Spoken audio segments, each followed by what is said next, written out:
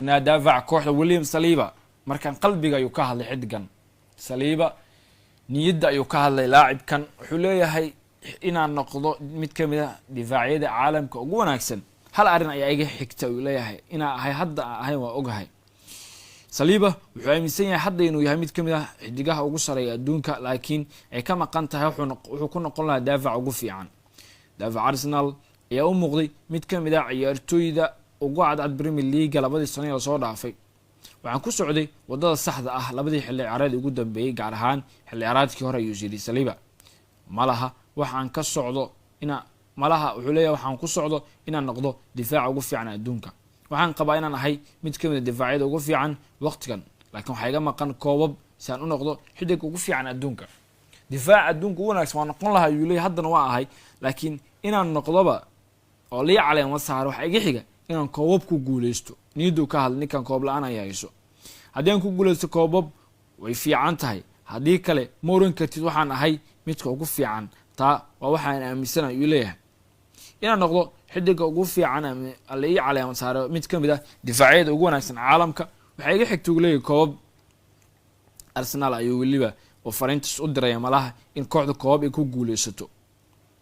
maadaama difaacyada inta badan waaweyn ee ku guuleystay difaacyada ugu fiican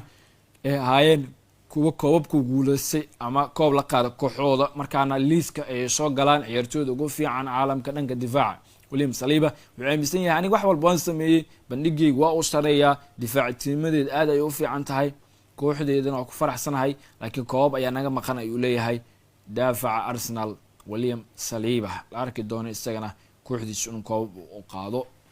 qaadii aan fiirino markan waxyaabaha laga diiwaan galiyay ciyaaraha ama waxyaabaha soo dhacay Arsenal waxa leeyahay waxay markan process gareyn doontaa in heshiis cusub ka seexato xidigeeda ninka lagu magacaabo Gabriel Magalhaes oo qayb ka ciyaartooyda difaaca kooxdan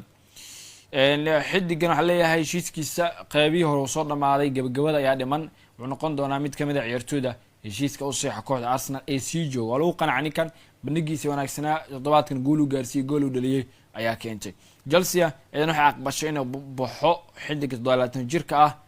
ama 27 sano jir ah lagu magacaabo Ben Chilwell wala ogolaaday inuu iska baxo xidigan inkastoo ama January bixi doona tababarka koowaad ayuu mar kale ku soo laabtay laacibka lagu magacaabo Ben Chilwell Chelsea ayadana waxay ogolaanaysaa in uu baxo ninka lagu magacaabo Mikhail Mudryk oo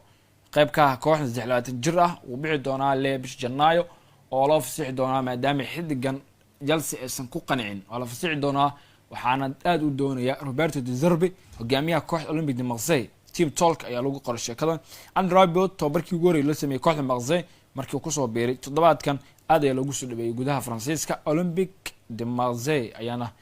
page-keeda ku soo qortay sheekadan suuqa Real Madrid waxay markan soo bandhigaysaa xiisaha uu qabto Reece James bedel kaga dhigaan tan Carvajal oo waayeel si noqonaya markan kabtanka Chelsea isna wuxuu u baahan yahay caafimaad badan si uu ugu biiro kooxdaasi maadaama uu yahay mid dhaawiciisu uu aad u soo batay inta badan garoomada aan soo galin dhinaca kale Manchester waxay doonaysaa Liverpool waxay isku dagaalayaan leeyahay Karim Adeyemi oo qayb ka ah kooxda Borussia Dortmund wiilka timaha weyn ayaa aaminsan directorka Manchester inuu xidigan ku fiican yahay kooxdan in loo keeno City iyaduna heshiis cusub ayay u soo bandhigaysaa in kooxdu muddo ku sii joogo naga lagu magacaabo Rodri Real Madrid ayaa ilku haysa xidigan hal il ay zoom ku soo qabanaysa Real waxay leedahay qad dhexnikan aad ayuu noo anfici lahaa laakiin City ayaa xilligan ku dhignaanaysa isna uu hadlo wuxuu yiri heshiis 3 sano iyo dhiman Man City halkan aan ku faraxsanahay yiri ninka lagu magacaabo Rodri qaybta ka kooxdaasi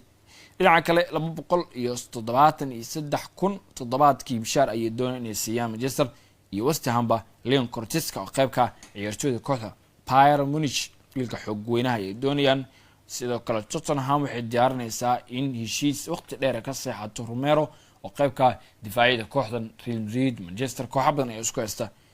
xidigan ay soo qaataan AC Milan iyaduna macallin dhanka macallinka isbedel ay sameyn doontaa Leia Thomas Tuchel iyo Paulo Tuchel ay aad uga cad ay doonayaan iyo macallinkii kooxda Borussia Dortmund isaga dhaqaaqay isna aad ayaa loo xiiseynaya in la keeno kooxda Milan maadaama kooxda macalinka jooga xilligan uu doonaya la bedelo. qodobka ugu dambeeya saaxiib yaal oo sheekada la yaab ku xitahay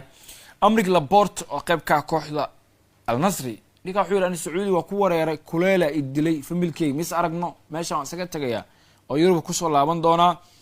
aad ayuu adagtu leeyahay in Sacuudi laga ciyaaro maxaa yeelay familkii in aragtiin dhibe tahay maadaama laba meel kala joogan wuxuu leeyahay kuleelna waa u jiraa meeshan haddana wuxuu leeyahay traffic iyo magaalada jaamki iyo waxyaabaha ka cajiibka ah uu leeyahay halkan ayaan ku qabaa dhiba wuxuu rabaa inuu iska dhaqaaqo kooxda kubadda cagta Al Nassr ama horyaalka Sacuudi gibi ahaanba inuu ka soo tago ayuu xilligan laacibkan dalbanaya difaaca xulka Spain malaha kooxaha Spain iyo kooxihii Yurub ay u xiisay iyo championki tartamada adka inuu ciyaaro wuxuu leeyahay Sacuudiga dhibaato badan ayaan ku qabaa oo kuleelka ugu horeeyo inaan ka dhaqaaqayn doonaya ayuu leeyahay waa sida uu sheegay laacibka lagu magacaabo Aymeric Laporte oo qayb ka yahay ciyaartooyda difaaca ugu wanaagsan ee ciyaaraha horyaalka dalka Spain bandhig wanaagsan ayuu sameeyay sanadkii uu joog kooxdaas Al Nassr inkastoo koob badan kooxda Al Hilal ay ka qaaday si ku xiis dhibaato badanna ay mareen